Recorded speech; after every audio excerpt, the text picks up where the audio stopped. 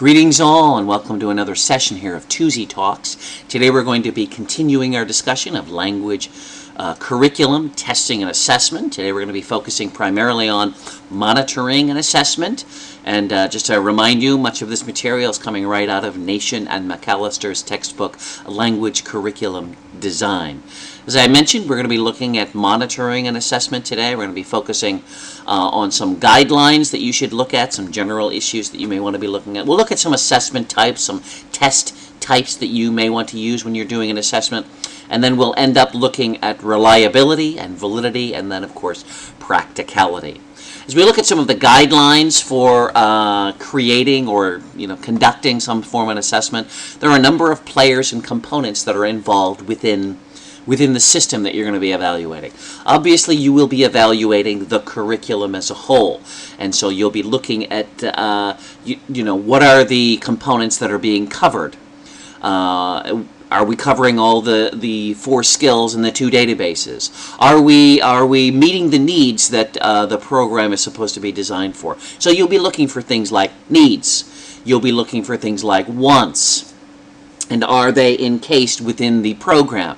You may also be looking at some of the analysis of interviews and whatnot, and find out what the students are looking for, what the parents are looking for, those needs, what the school is looking for, what other stakeholders may be interested in having, like the people who would be taking these kids in future as far as business or employment. What are they looking for as far as language needs? You're going to be looking at those players. Obviously, within the context of the classroom, you're going to be looking at your students. And how are they doing in the classroom? Are they enjoying it? Are they engaged? Are they motivated? Are they learning? Okay, and then, of course, you've got the teacher, who's the other primary component in the classroom, and how are they in the classroom? And we're going to assess their ability to get their points across, to get their information transferred, their ability to facilitate. How well do they know their content? Are they going to be a subject matter expert, for example, in the content that they're dealing with? Are they encouraging students to be involved in the learning process, or are they dominating in the more traditional lecture style? I'm going to be assessing those as well. And then, of course, it's the environment of the classroom. Is it inviting? Is it relaxing? Is it going to allow students to become engaged and have a low affective filter? So some of those are more of the basic guidelines as you're doing assessments. There's a lot of things to assess, not just whether students have learned the content that we've tried to cover in a series of activities, but also how are the students doing, the teachers, the environment, how is the curriculum is created as a whole. A lot of different things to evaluate. We are going to be looking at these 6 main components here. We'll look at a placement assessment, observation of learning, short-term assessments, diagnostic, achievement, and proficiency assessments. Now, normally when you see these in typical text, the word assessment isn't used for diagnostic, achievement, or proficiency. They're normally called a test. But again, you know the difference, that a test is a smaller sphere and assessment is a much larger sphere where you can do evaluations. And we've got, of course, formative and summative types of assessments. Let's jump right in here to a placement assessment. And these are often used to place a student within the ESL program, within the program. You do a diagnostic to find out where they're going to fit within that program. What do they already know? What do they need to know? So that you can place them in that right place. The results are typically available immediately, so that you can immediately place them into the classes. And typically these try to evaluate some of the major components. They look at the major skills and maybe play a little bit with some databases, some grammar, some vocabulary, but it tries to give you a big overviewed picture. It may be that the test is simply an oral interview. And so speaking might be a major component in there. But it may just be you sit down with an interview and you give them questions in a variety of scenarios or in a variety of times to get them to play with the language in such a way that you can kind of picture where they belong. Some common types of placement tests might be a close. a generic type of close as opposed to a specified type of close. But you might do a close where you have a series of maybe 3 or 4 paragraphs, and there are maybe 10 or 15 words that are missing. And again, it's generic information that they don't need specialized words for, that they should be able to fill in those properly. You may do a C-test. And now a C-test is different than a typical close. Typical close, you've got words that are completely taken out. With a C-test, the first half of a word or the last half of a word is missing, and the student needs to fill in that last half of the word. C-tests are very reliable measures for placement and even proficiency. The problem is they lack face validity. We'll talk about that a little later, but you could be using a C-test. You could also use the vocabulary levels tests, and that's by nation. And then, of course, the last thing that I mentioned earlier, you could do a structured interview, again, where you're trying to pinpoint certain types of grammatical structures or common phrases or even vocabulary in order to help place students into a test, into a level or into a course. And that's what a placement test is primarily used for. You also have another type of assessment, which is basically observation of learning. I had a friend in some of my schools that I worked at where he walked around with a clipboard, and he had a list of things that he was looking for. Were students using this phrase, or this? Were they using this type of a question, or were they using this type of grammar? And as he would walk around and listen, he would hear a student say something, and he would check that off.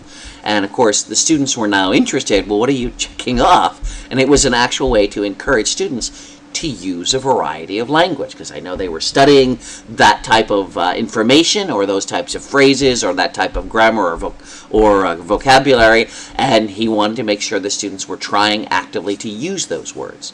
No, that was just an observation. He's just walking around watching what they do. Observation of learning. It's a formative assessment. It's actually testing their abilities. It is also testing how they react to materials that you give them, trying to see whether the material you give them is valid or beneficial.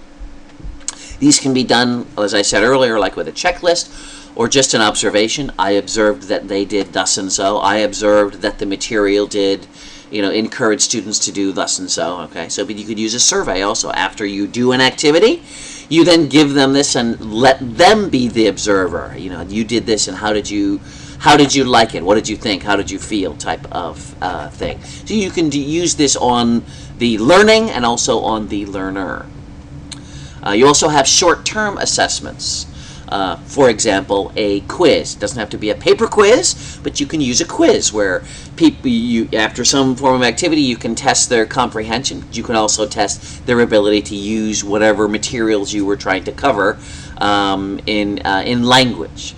The measurements that you're doing should be objective. They should be attainable, and they should be appropriate elements. When you're making an assessment, it should always be something that's objective. It's measurable. I can measure whether this has been achieved or not. Okay, so when you ask students, what do you want to get out of this class? What do you want to get out of this activity? Oh, I want to learn more. Well, that's not measurable.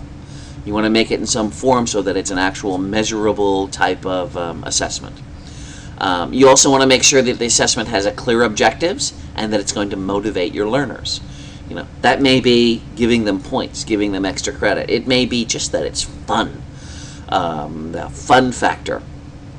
After teaching students how to create yes/no questions, I often play some type of a mystery game with them where they got to try to figure out the answer, and they're motivated. They want to know the answer to the questions, so they're asking me questions. But of course, I won't answer if the question is not formed properly. And so, because they want the answer, they're motivated. I'm not getting any points for this. They just want to know the answer. They're motivated. Make sure the assessments that you make are also motivating to your students. And that's a short-term assessment. It can be a quiz that's on paper. It can be just a content clarification, make sure they understand the actual content. But it can be a game. It can be just an observation as they're talking. You're doing that sort of assessment after you've gone through some type of material. You've got diagnostic assessments. Diagnostics are similar to placement, but they're used differently. A diagnostic is going to find out find out what the problem is. Find out where that line is that a student shows you from what they know to what they don't know, right? It's used to determine the current condition of the language learner. It can be limited to a single skill, it can be limited to a single database, but you're trying to do a diagnostic, right? You go to the doctor and you say, "Doc, it hurts when I twist my neck like that," and of course the doc says, "Well, don't do that," right? He does some form of a diagnostic on your neck. He touches it, he moves it, he rubs it, right? If you just walk in and say, "Doc, I hurt," he can't do much. He's got to do the diagnostic to try to figure out what the problem is. That's all these tests are. Diagnostic can be paper-based, it can be oral, it can be pre-recorded, it can be anything that allows your student to act or interact or react so that you can assess where they are with regard to the skill or the database that you're evaluating. It helps you also as a teacher to create a baseline for your class. Let's just say you do a diagnostic and you find out that 80% of your class don't know how to make a WH question. Well, that's good. Now you know I've got to work on creating WH questions. But you also find out that 80% of your class know how to make yes/no questions. Well, that's also a good thing. Now it's a baseline. I'm going to not focus on yes/no questions nearly as much because I need to focus on what they don't know yet, right? I now have that thing broken down. I can use the diagnostic to create goals. Students can also use diagnostics to take to goals. If you give them a diagnostic test on a given area and they find out, well, I know this, but I don't know that, now they can work and focus on that area to try to improve that particular area. And that's a diagnostic type of an assessment. An achievement test or an achievement assessment is basically measuring how well a student understands a specific body of information. Typically the stuff that they learn in a course. So an achievement test is they study something and then they get tested on what they've studied. You'll notice that in a placement test, they don't actually study anything. You just test to find out where they are. Diagnostic test is going to do the same thing. You're going to find out what their strengths and their weaknesses are in order to create goals. An achievement test, they study first. They've practiced, some speaking conversation or some vocabulary, or they've read something and now they're going to be tested on, or they've listened to a lecture and now they're going to be tested on what they've listened to. It's an achievement type of an assessment. The tests that are given, again, they can be written, they can be spoken, can be anything that you want them to verify that they've actually learned throughout whatever activities that they were doing.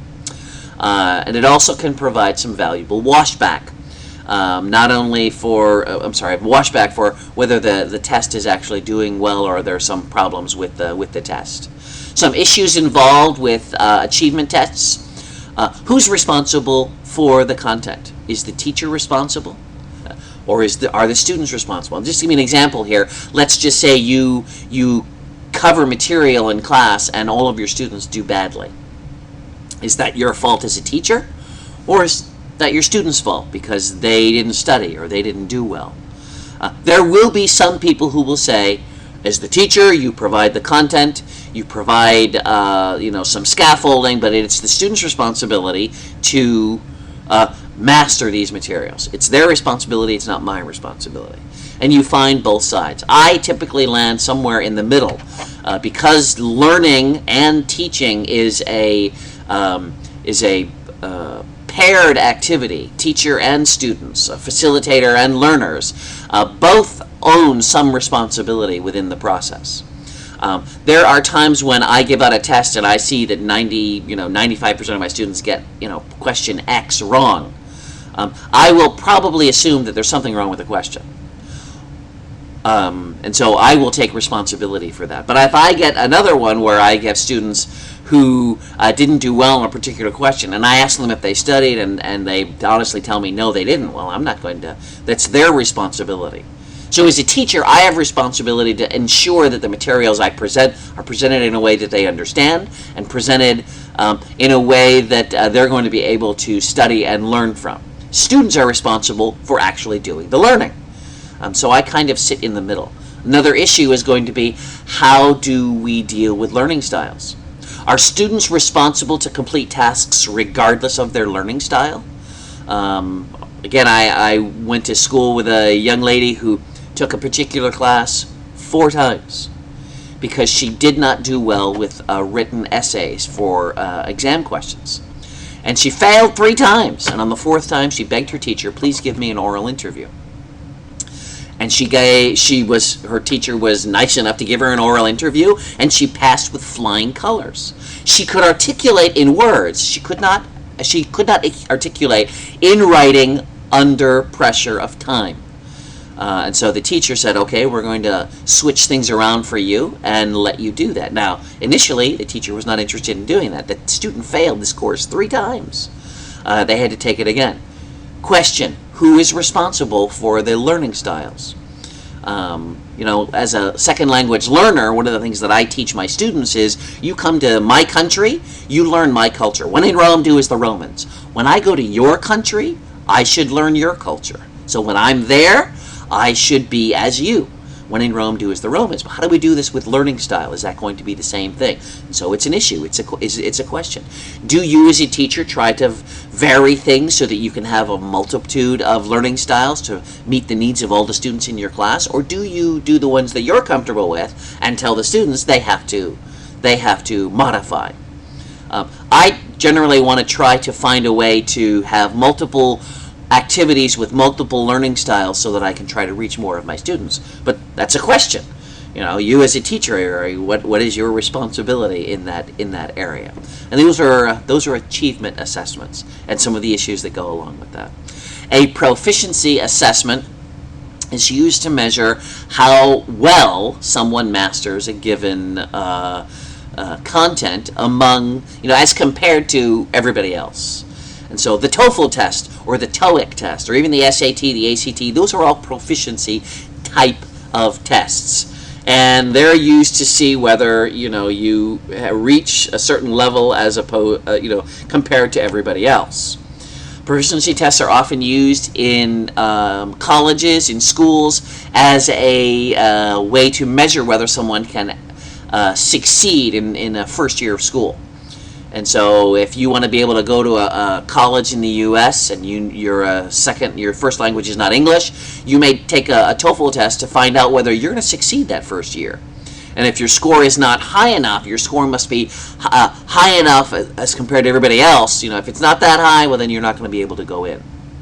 Often used to determine acceptability to get in a program or to graduate from an ESL type of program. Now, there are some schools, and these are some of the issues, that don't provide the tests, or they provide alternatives. And to be honest, the TOEFL test is quite expensive, and it's more complex nowadays than it was in previous years. Because it's more expensive and it's more complex, there are some students who are going to have more difficulty getting through. Now, whether that's good or bad, I'm not really here to talk about, but I do know that there are schools that provide alternatives, and that can be a good thing, maybe that it's easier to get in or that it's less expensive, but it could also be a bad thing, that students are getting in and they're not prepared for academic life. Which do you do? That's a question. That's an issue. Another issue is that some schools adapt their courses, they'll adapt their ESL course to mimic the TOEFL to try to get people to pass the test. And so they can pass and they can get in and take their academic courses. Again, is that good or is that bad? Are you teaching to pass the test, or are you teaching to make them excellent in their English usage? And that's a question, that's an issue that people are running across within the assessment world. All right, last thing that I want to talk about is the issue of reliability and validity and practicality. These are basically statistical terms that are used to define or describe or to evaluate assessments that are given out. So, for example, when we talk about reliability, and I'm going to be giving a test or an assessment, does the test or assessment reliably give me reliably, no, I don't want to say that either. Let's start again. Reliability has to do with whether a test or an assessment is going to give me the similar results time and time again. So if I had five similar groups, and I gave the same test to all five of them, would I receive a similar answer? Is it reliable? Am I going to reliably get a similar result all the time? Tests that are reliable are going to be more valuable. Test that's unreliable is a test that I probably don't want to use. And so there are tests that you can use to evaluate the reliability of an assessment.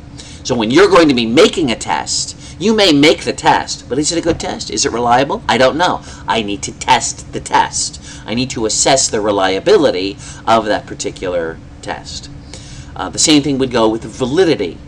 Okay, and validity has to do with whether or not the material that's being covered is accurately covering what it is that you're supposed to be doing. Let's just say you do a history assignment on the history of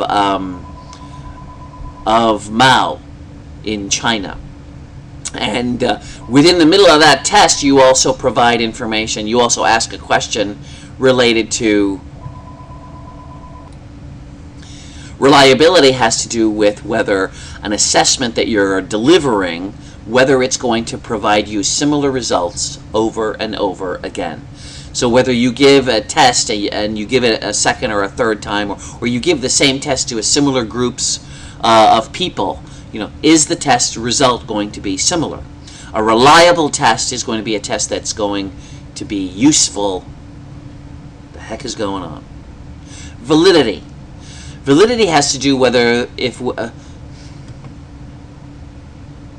validity has to do with whether the assessment is actually measuring what it's intended to measure. In other words, you give a history lesson on the airplane, and the test questions are talking about the airplane, but it also talks about the bicycle. Well, that question isn't actually covering what was actually covered within the test. So that's the kind of thing that you're talking about. And so there are different types of validity. There is something called face validity, there's content validity, there's construct validity. Two important ones here, though, would be face validity and content validity. Content validity: does the actual content of the test mirror the content that you were being covered within the activities or lessons prior to the assessment? Does the assessment actually mirror what it is that you wanted to cover? And that's content validity. Very important that your questions are actually part of the test. I don't know about you, but I, as a student, have taken tests and had to say to a teacher, "Wait, this test question wasn't covered in our materials." Okay, that's a bad question. We need to pull that out. That's content validity. Face validity now is how something appears to the test takers. Yeah, the test takers. So according to the test taker, according to the students, does this test look to be like a real test? The best example here is the C test. As I mentioned before, the C test is a valid test, and it's a reliable test. It will reliably provide me a proficiency scale for the students taking that particular test. The problem is, students look at a C test and they will complain that it is merely a spelling test. Again, the C test is where they take away the last half of a word, and you, the student, need to fill in that last half of the word. If you get the spelling wrong, it's wrong. And to many students, it doesn't look like it has face validity. It looks like a spelling test, when in actuality, it is a reliable test for language proficiency. So that's face validity. The last one here is practicality, is the measurement doable in terms of time, in cost, or in grade, or people. Can I practically do this test? There are some people who would like to do tests and there are 600 questions. Or they have to watch a bunch of videos so that they can get both listening and speaking and put everything together. Well, it may not be practical for you to do that. There are some tests that I would love to take. They're all online, but I may work at a school and they don't have enough computers. Well, it's not practical to do that. So when you're creating and or selecting assessments, these are three areas that you should definitely be looking into. Reliability: you're going to reliably get the same type of results in a given population. Validity, that you have face validity, that you have content validity within the materials that are being covered. And then practicality. Is it actually doable in terms of time, cost, and people, man hours? If you're going to be making your own tests, I would definitely tell you to evaluate your assessments with regard to reliability and validity. I'm assuming practicality is going to be a given. But you should look at those things to ensure that the material that you're creating as an assessment is an assessment measure that is reliable and valid. Some quick final thoughts, some points to remember here. Please take advantage of the diversity of assessments. There are some people who love tests. There are some people who hate tests. As I've mentioned before in earlier sessions here, please be looking for things that allow you to assess both mental type of activities as well as the skills that are involved, the listening, speaking, reading, writing, not just the grammar and the vocabulary. You want to have a variety. You want to have a variety of possible activities as well, just to ensure greater reliability when you can copy all these, when you can pile all these on top of one another and get a better, more rich picture of the assessment. I would recommend that you use existing materials, but also that you build your own. It'll help you become better at curriculum development and test materials development because you're the one actually building this and you're including and thinking about the various objectives that go into a particular assessment measure. And lastly, run statistical analysis. We're not going to cover that in this class, but you should run tests to make sure that your materials are reliable and that they are valid. Also, please note that you should be doing assessments that are both formal and informal. Walk around as you're doing an informal type of an assessment. Or if you're playing some type of a game and you're using an assessment that's more informal. Don't let the students don't need to necessarily know. And then, of course, have ones that are more formal, that they know they are being assessed. At the same time, you should be using both formative and summative types of assessments. Formative as you're going along through the semester or through the course, and summative at the end of a course or at the end of a series, a chapter, a section, or whatever. Make sure that you have a variety of them. Again, so that you can have some triangulation. You can have some way to, pile these on top of one another to get a richer description of what's going on with the student and their learning. That's all for this section. I do thank you very much for being here, and I do hope to talk to you